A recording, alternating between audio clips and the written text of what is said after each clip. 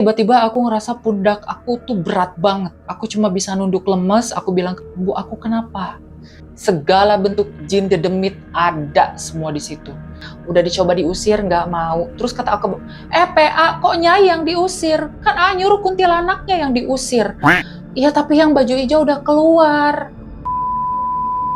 Hai, welcome back to my channel. Aku Immanuel. Di video kali ini aku akan menceritakan pengalaman saat syuting huru-hara horor. Ini cerita real, bener-bener epic dan baru dialami beberapa waktu lalu. Jadi masih inget banget. So, buat kalian yang penasaran seperti apa ceritanya, tonton video ini sampai habis.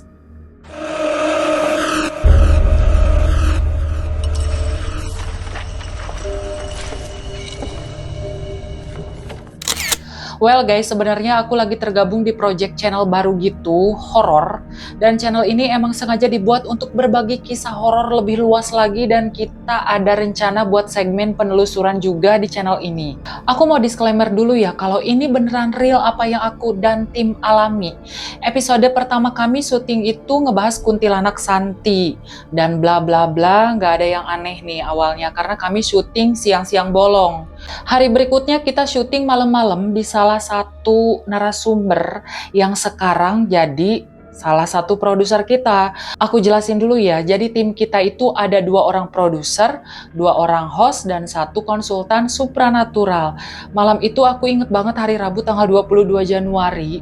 Nah, kita sebut aja yang punya rumah ini A. Irfan ya, karena FYI kita masih syuting on the road, jadi belum punya studio tetap gitu. Biasalah datang pasang-pasang lighting, kamera, dan lain-lain. Udah selesai nih. Tapi di ruangan itu ternyata ada satu pintu yang ada lorong panjang yang ada toren airnya. Dan setiap beberapa menit itu mesin air pasti nyala. Otomatis kita nggak mau dong suara mesin air itu masuk ke audio.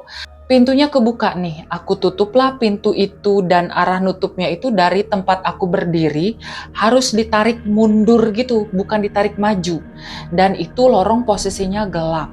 Pas aku tarik pintu itu, nih mata tiba-tiba ngelirik ke atas toren air. Dan posisi toren air itu ada di atas. Refleks aku buka lagi pintu itu karena kenapa?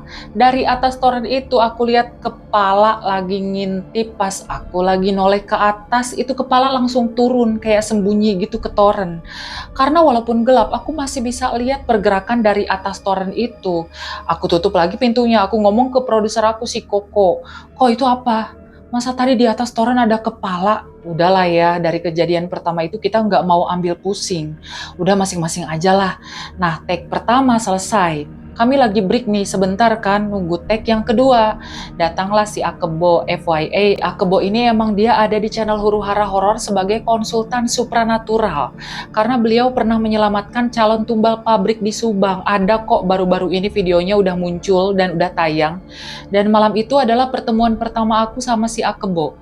Kita awalnya nggak saling kenal nih, dikenalin lah sama si Koko tuh, karena nantinya Akebo ini katanya yang akan membantu kita untuk syuting penelusuran tempat angker. Aku ngadu lah ke dia, masa tadi di atas toren itu ada kepala ngintip aku bilang kayak gitu. Dia cuma nyengir terus bilang, iya itu kuntilanak katanya. Tempatnya emang di situ. Aku kaget dong, anjir lah, kuntilanak masa? Akebo bilang lagi, kamu pernah lihat juga kan sebelumnya?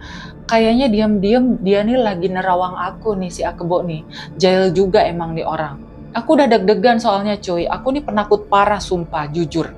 Gak siap kalau harus ketemu sama yang begituan sekalipun kami ngonten horor.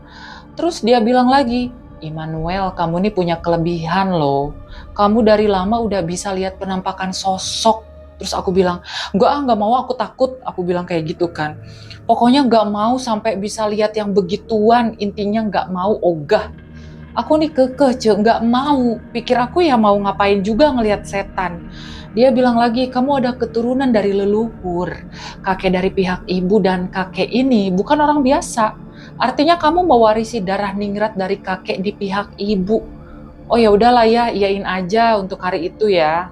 Long story short, si Akebo ini merekomendasikan salah satu konsultan spiritual juga untuk jadi narasumber huru-hara horor.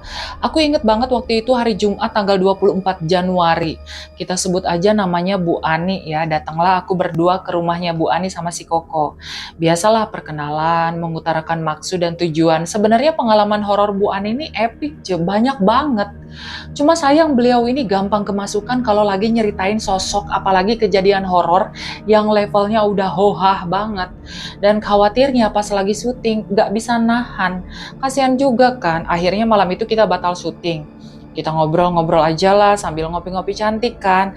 Tiba-tiba si Bu Ani ini ngomong, "Immanuel, kamu nih punya bakat ya, kamu punya kelebihan kan.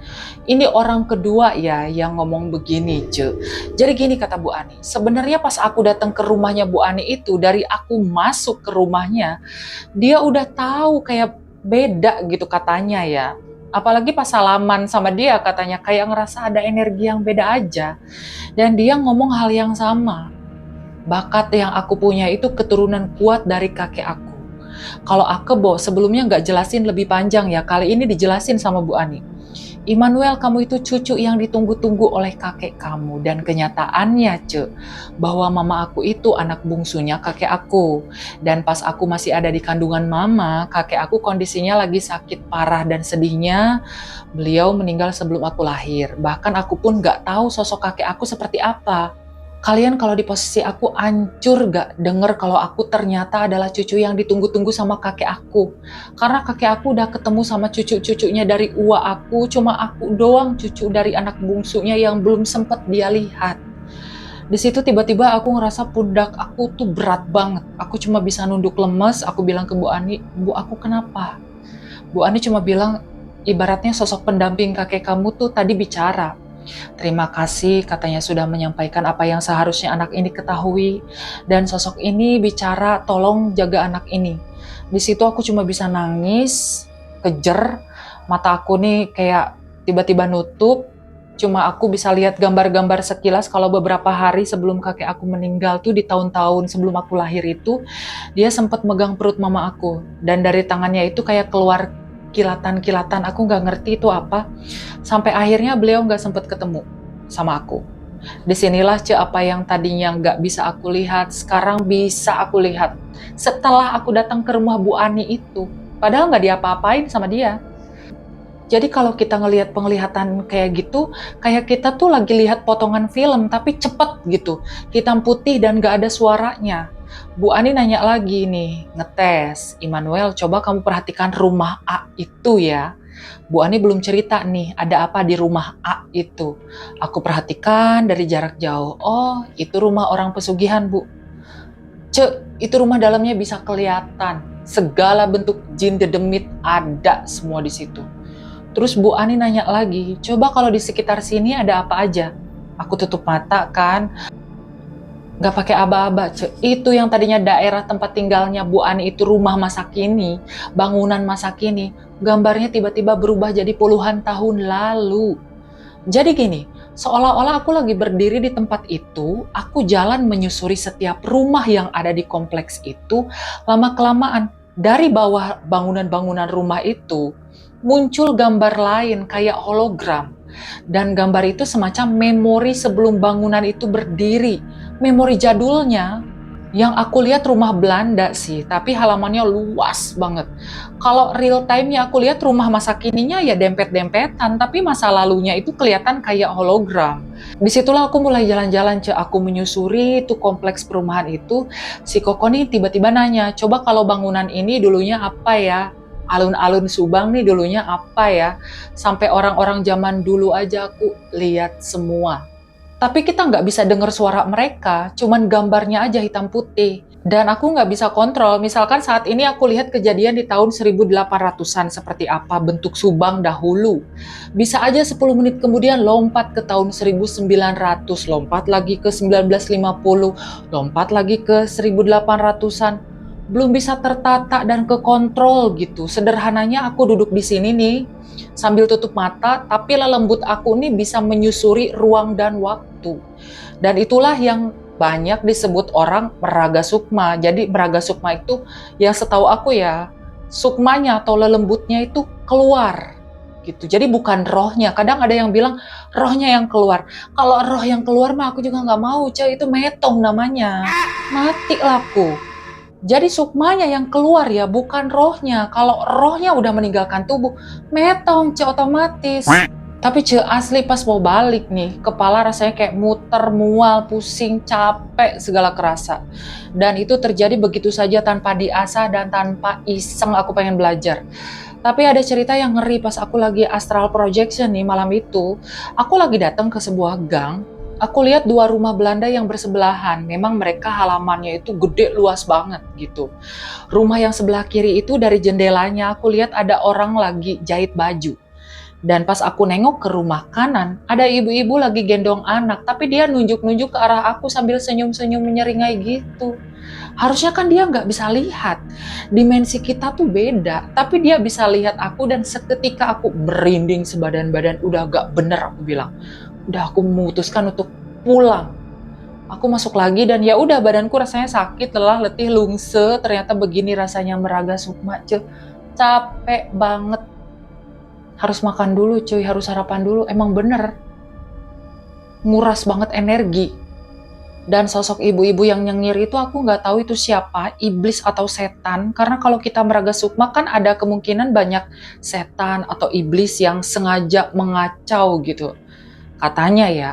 Pokoknya aku diwanti-wanti sama konsultan supranatural aku kalau udah ngerasa nggak nyaman atau ngelihat ada yang aneh, pulang. Tapi pas aku nyoba besoknya, nggak bisa. Misalkan aku nyoba mandiri nih di rumah sendiri, nggak bisa. Jadi aku meraga sukma itu harus dibantu sama energinya Bu Ani atau energi orang-orang atau konsultan supranatural aku. Jadi harus didorong gitu, jadi kayak dibantu ditarik juga supaya lelembutnya bisa keluar. Jadi gini, buat orang yang punya kelebihan dari keturunan aja masih harus dituntun.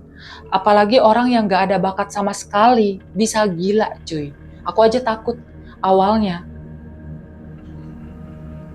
Karena dibilang ya udah asal aja, aduh aku gak mau, takut gila, aku bilang kayak gitu. Dan mereka bilang kalau aku mau semakin tajam harus sering meditasi.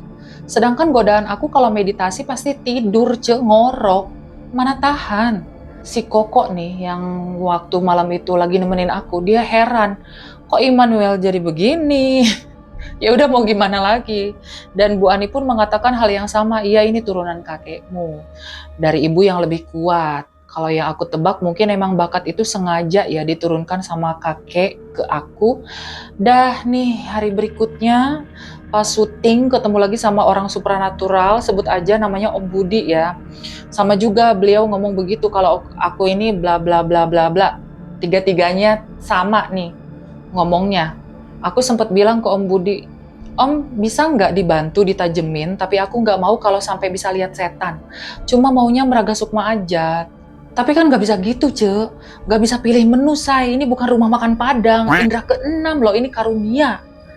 Ya terima resiko kalau mau benar-benar dibuka. Ya udahlah, selesai syuting dia buka tuh. Dan yang terjadi adalah, ya begitulah sampai saat ini. Yang tadinya nggak kerasa peka, jadinya peka. Yang tadinya nggak kelihatan, samar-samar jadi bisa kelihatan. Jadi wujud mereka tuh nggak solid gitu, nggak seperti yang diceritakan di kisah-kisah horor orang gitu kan. Orang ceritanya misalkan kayak rambut, terus mata dan lain sebagainya, pokoknya humanoid banget gitu. Tapi kalau misalkan kita dibuka mata batin tuh memang bukan solid seperti itu, tidak. Tapi sosoknya kadang asap, kadang hologram gitu. Dan kalau misalkan si setan-setan ini mau datang atau mau penampakan nih, mereka tuh datangnya pelan-pelan gitu. Jadi kayak asap dulu, terus ngebentuk dulu apanya, kepalanya, badannya atau apanya, ya terserah mereka lah suka hati mereka. Jadi nggak langsung 1, 2, 3 hore di depan mata kita gitu ya. Aku juga takut cuy kalau kayak gitu. Tapi aneh dan puji Tuhannya makhluk begituan cuma bisa aku lihatnya itu pas lagi aku merem aja. Misalkan aku datang nih ke satu rumah angker, pengen tahu nih dalamnya apa. Cuma tutup mata aja, konsentrasi, terus bayangin apa yang ada di dalam rumah itu, misalkan kayak ruangan kosong, itu nanti tiba-tiba si sosoknya itu bakal muncul dengan sendirinya. Kalau takut ya aku tinggal buka mata aja. Itu jelas semuanya kelihatan. Kalau buka mata kayak gini, nggak bisa kelihatan. Pernah aku disuruh Meraga Sukma ke rumahnya Akebo nih, suruh cek barang titipan yang katanya ada isinya. Aku Meraga Sukma lagi nih, ceritanya dibantu keluarnya sama Akebo, kayak ditembak gitu pakai energinya dia. Berhasil keluar, aku mau masuk ke rumahnya Akebo. Pertama yang aku lihat itu di depan rumahnya ada kuntilanak, cuy. Tapi di bagian rumah paling dalam itu ada sosok perempuan cantik, pakai sanggul, ada kembang goyangnya. Akebo nanya, bajunya warna apa? Karena Akebo ceritanya lagi mantau nih, takutnya aku cuman asal nebak aja kan. Aku bilang itu kuning apa ijo ya? Pertama kuning, tapi kok jadi ijo? Dan ternyata itu bukan satu sosok, Cek, tapi dua sosok yang emang dia nempel gitu. Jadi saling tumpang tindih, karena kan mereka bentuknya hologram, nggak solid kayak manusia.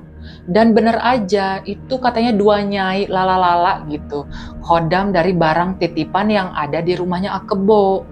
Terus Akebo nih bilang, itu kuntilanak coba diusir, suruh keluar. Aku nih yang lagi konsen di dalam rumahnya, salah nangkep karena suaranya Akebo nih kayak samar gitu.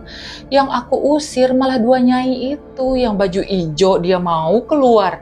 Tapi yang baju kuning dia nggak mau keluar. Pas aku usir, pergi kamu dari sini. Aku bilang kayak gitu. Terus dia malah balik marah. Dia bilang secara batin kan, aku nggak mau pergi, orang tempat aku ada di sini, dia bilang kayak gitu. Tapi pakai bahasa Jawa yang ya seperti itulah, aku nggak bisa bahasa Jawa, tapi secara batin aku bisa mengerti kalau dia ngomong kayak gitu. Singkat ceritanya ya udahlah aku balik lagi, pusing-pusing, mual dan lain sebagainya ya seperti biasa. Aku ceritakan, tadi dua nyai itu yang satu keluar, yang satu nggak mau keluar, yang warna hijau dia mau keluar, yang warna kuning dia tetap stay di dalam rumah. Udah dicoba diusir nggak mau. Terus kata aku, PA kok nyai yang diusir? Kan nyuruh kuntilanaknya yang diusir. Iya tapi yang baju hijau udah keluar. Aku bilang, aduh astaga, balik balik balik. Dia pegang tangan aku, balik lagi lah ke rumahnya. Si Akebo ini secara kebatinan ya. Jadi aku minta maaf ke nyai itu, harusnya kuntilanak yang diusir, malah kodamnya yang aku usir. Beres tuh masalah itu, aku minta maaf dan lain sebagainya, lala-lala. Lelah lagi lah, badan aku 2 kali keluar, remuk parah. Sakit, pusing, segala kerasa, saya makin sering Meraga Sukma makin jompo kita ternyata. Bukannya enak ya yang kayak gitu-gitu. Pulang syuting nih pagi-pagi, nyampe rumah tidur, nah aku mimpi tiba-tiba didatengin sosok dua nyai itu. Gak marah sih sebetulnya, mereka datang kalau nggak salah mereka manggil aku apa ya? Kalau aku nggak salah nih ya, mereka tuh manggilnya Ndoro Gusti gitu, aku lupa. Intinya mereka ngomong gini, Gusti nuwun sewu katanya, bukan kami mau menggurui Gusti, lain kali bersikaplah seperti dari mana Gusti berasal. Gusti ini bukan keturunan sembarangan, Gusti ini keturunan ningrat katanya dia bilang. Jadi jangan bersikap urakan kayak gitu, ya intinya kayak gitu ya dia ngomong. Dan ingat untuk selalu berhati-hati, kami tahu Gusti tidak bermaksud mengusir kami. Pokoknya pas kejadian miskomunikasi kemarin, untungnya yang diusir itu makhluk kayak kami. Kalau makhluk yang berbahaya, takutnya aku yang celaka, katanya gitu.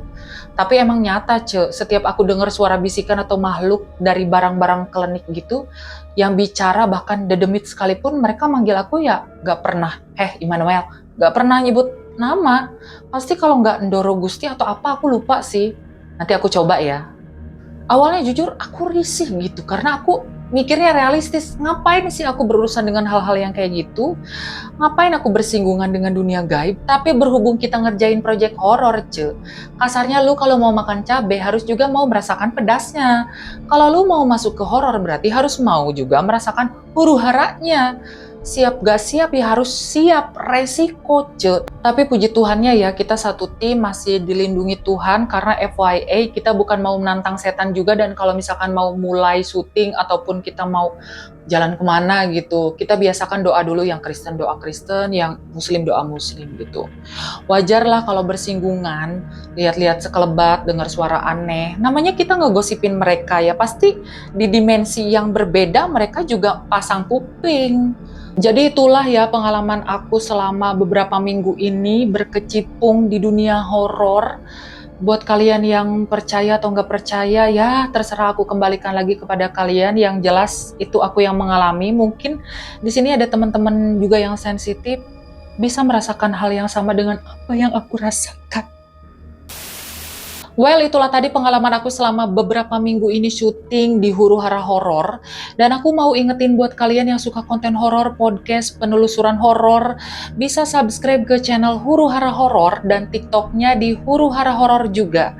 Dan kalau kalian suka pengalaman aku selama syuting, mungkin kalau ada kejadian-kejadian lagi, akan aku ceritakan lagi selengkapnya di channel ini. Karena kalau channel Huru-Hara Horor itu bukan storytelling dari hostnya ya, tapi storytelling dari narasumbernya langsung, jadi mereka yang cerita. So, sekian video kali ini, jangan lupa di like dan juga di subscribe. See you on the next video. Dadah!